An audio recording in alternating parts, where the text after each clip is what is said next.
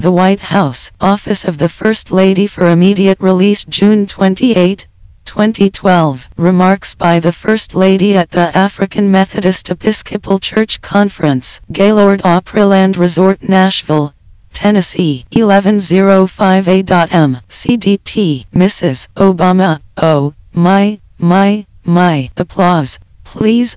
You all rest yourselves. Thank you so much. Let me tell you, it is such a pleasure and an honor to join you today in Nashville for your 2012 General Conference. I want to start by thanking Bishop Mackenzie for her introduction, and I want to honor her for the history she's made. Audience member, Amen. Mrs. Obama, absolutely. Applause for the example she has set and for her inspired leadership in this church. I also want to thank Mayor Dean for his service to this city and for taking the time to join us here today. And finally, I want to thank all of the bishops, pastors, and lay leaders in A.M.E churches here in America and around the world. Applause. You all are part of a proud tradition, one that dates back to the founding of that first A.M.E church and the founding of this nation and has shaped its history every day since. You all know the story how back in the late 1700s, a man named Richard Allen bought his freedom from slavery. Applause. Became a minister,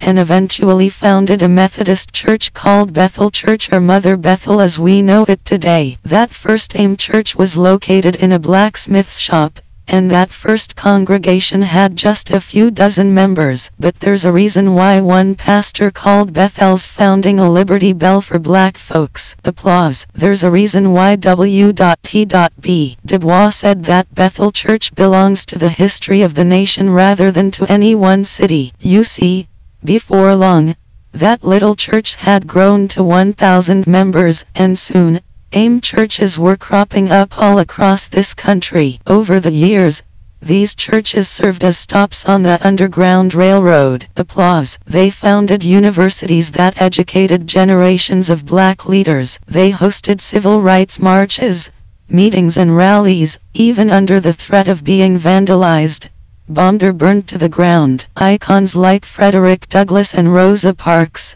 leaders like Jim Clyburn, trailblazers like Oliver Brown of Brown v. Board of Education, Ernest Green of the Little Rock Nine, they all worshipped at A.M.E churches. Applause. So did many of the quiet heroes who never made the headlines: the maids walking home in Montgomery, the young people riding those buses in Jackson, the men and women who stood up and sat in because they wanted something better for their children. I know that I am here today because of those heroes. Applause. My husband is in the White House today because of them. Applause. Because of those heroes, today my daughters and all our children and grandchildren can grow up dreaming of being doctors and lawyers, CEOs and senators, and yes, maybe even the President of the United States of America. Applause. That is the legacy of the A.M.E Church and of African American churches and denominations across the country. But let's be clear, a legacy is not an end unto itself. Applause. As another pioneering A.M.E woman,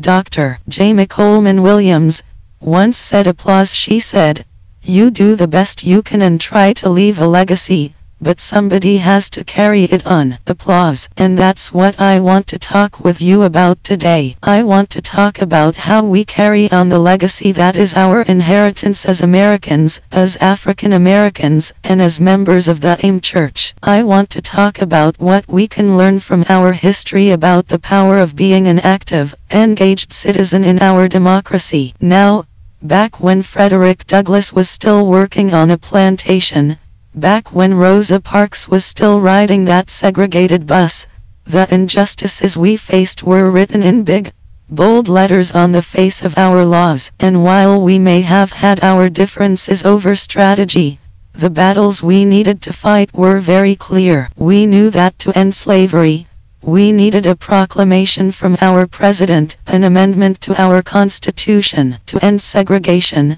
we needed the Supreme Court to overturn the lie of separate but equal. To reach the ballot box, we needed Congress to pass the Voting Rights Act. So yes, we moved forward and we won those battles, and we made progress that our parents and grandparents could never have imagined. But today, While there are no more whites-only signs keeping us out, no one barring our children from the schoolhouse door, we know our journey is far from finished. Applause. But in many ways, the path forward for this next generation is far less clear. I mean, what exactly do you do about children who are languishing in crumbling schools, graduating from high school unprepared for college or a job? And what about the 40% of black children who are overweight or obese, or the nearly 1 in 2 who are on track to develop diabetes in their lifetimes? What about all those kids growing up in neighborhoods where they don't feel safe?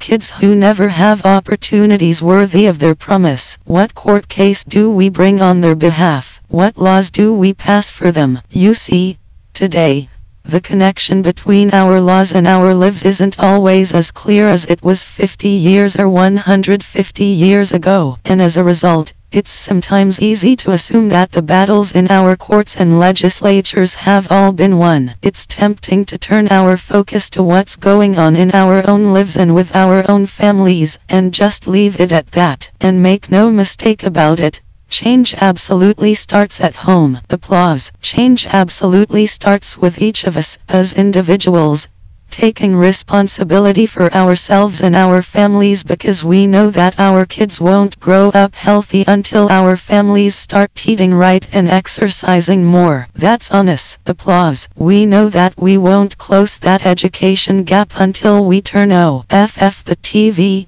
and supervise homework, attend those parent-teacher conferences, and serve as good role models for our own children. That's on us. But while we certainly need to start at home, we all know that we cannot stop there, because the fact is that our laws still matter, much like they did 50 years ago, or 150 years ago. Our laws still shape so many aspects of our lives, whether folks are paying their fair share of asterisk taxes or not, whether we invest in roads and schools and the jobs that come with them or not, whether our sons and our daughters who wear our country's uniform get the support and benefits they've earned or not. You see, those decisions are made by the folks sitting in Congress and in our White House. They're made by the folks in our state legislatures and city halls, and we all know who's supposed to select those folks.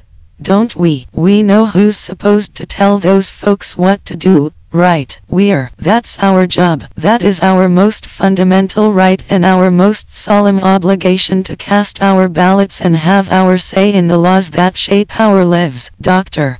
King knew that. That's why back in 1965, he came to Brown Chapel A.M.E. Church in Selma and declared, applause, he said, "When we get the right to vote, we will send to the State House not just men who will stand in the doorways of our universities, but men who will uphold the cause of justice." John Lewis understood the importance of that right. That's why, just months after Dr.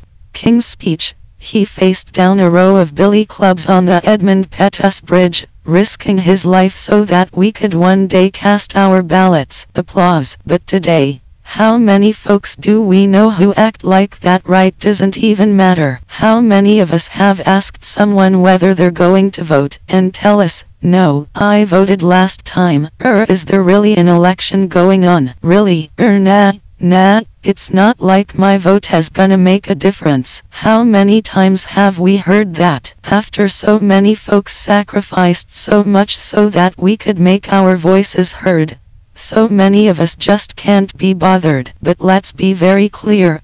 While we're tuning out and staying home on election day, other folks are tuning in. Applause. Other folks are taking politics very seriously, and they're engaged on every level. They're raising money, they're making their voices heard and their issues known from City Hall to Washington, D.C. And I know that in the face of all of that money and influence, it can start to feel like ordinary citizens just can't get a seat at the table. And that can make you feel helpless and hopeless. It can make you feel or think that you're powerless. But I'm here today because that's simply not true. We are not helpless or hopeless. Applause. Time and again, History has shown us that there is nothing more powerful than ordinary citizens coming together for a just cause. Applause. And that is particularly true of folks in the A.M.E. Church. And I'm not just talking about the big speeches and protests that we all remember. I'm talking about everything that happens between the marches,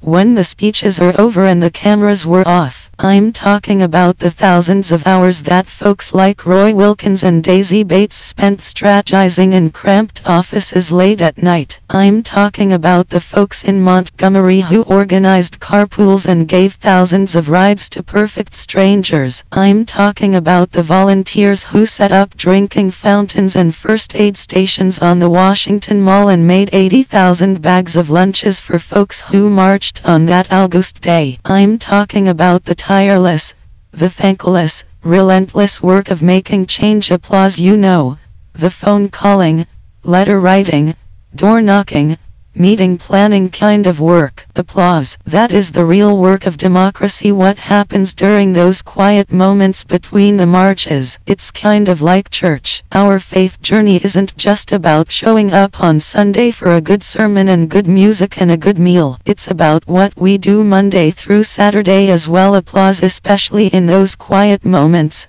when the spotlight's not on us, and we're making those daily choices about how to live our lives. We see that in the life of Jesus Christ. Jesus didn't limit his ministry to the four walls of the church. We know that he was out there fighting injustice and speaking truth to power every single day. He was out there spreading a message of grace and redemption to the least, the last, and the lost. And our charge is to find him everywhere, every day by how we live our lives. Audience member, yes, Mrs. Obama.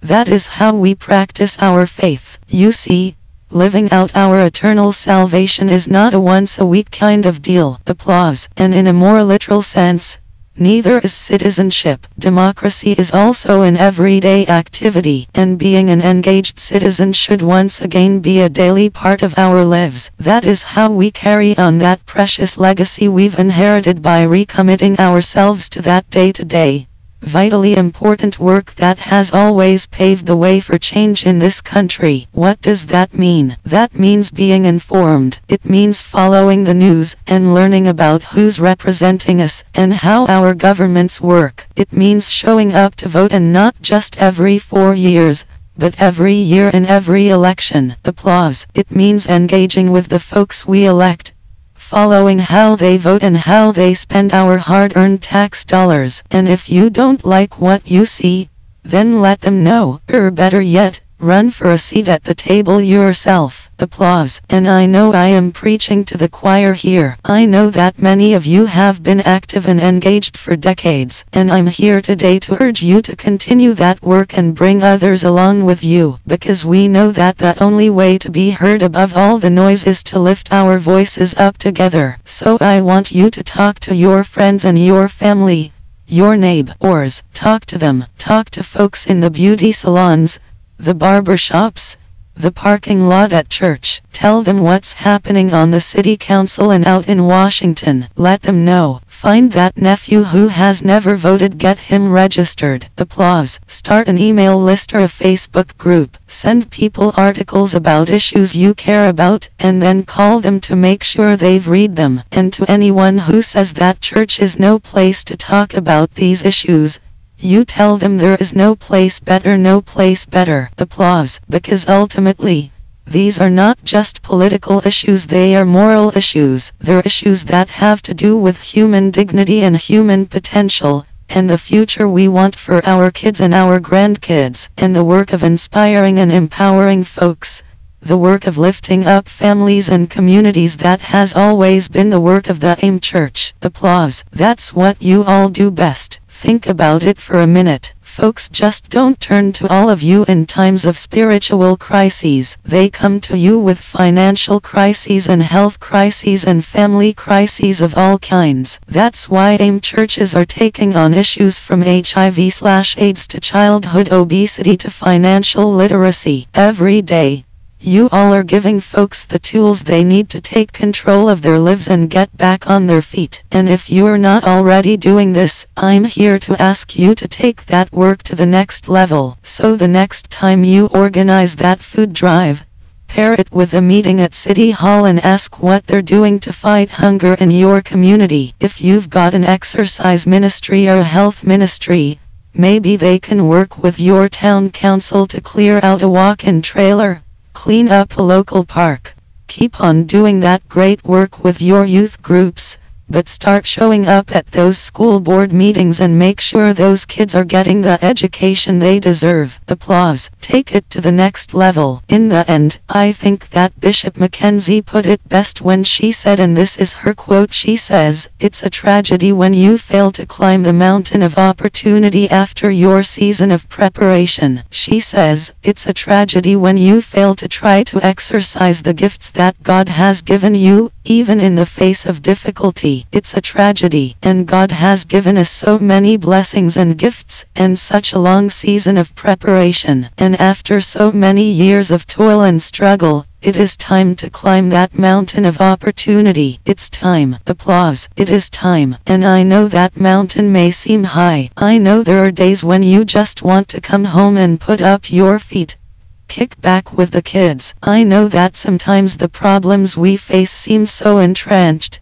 so overwhelming that solving them seems nearly impossible. But during those dark moments, I want you to remember that doing the impossible is the root of our faith. It is the history of our people, and the lifeblood of this nation. Applause. Because if a young shepherd cow LD defeat a giant, applause, if a man could lead a band of former slaves against the most powerful city in the land until its walls tumbled down, if a simple fisherman could become the rock upon which Christ built his church, applause, then surely we can do our part to be more active citizens. If Ernest Green could face down an angry mob to get an education, if Rosa Parks could sit unmoved on that bus, if Richard Allen could transform a blacksmith's shop into a church that changed history, then surely we can get our communities more engaged in our democracy. If so many people could sacrifice so much for so long to leave this magnificent legacy for us,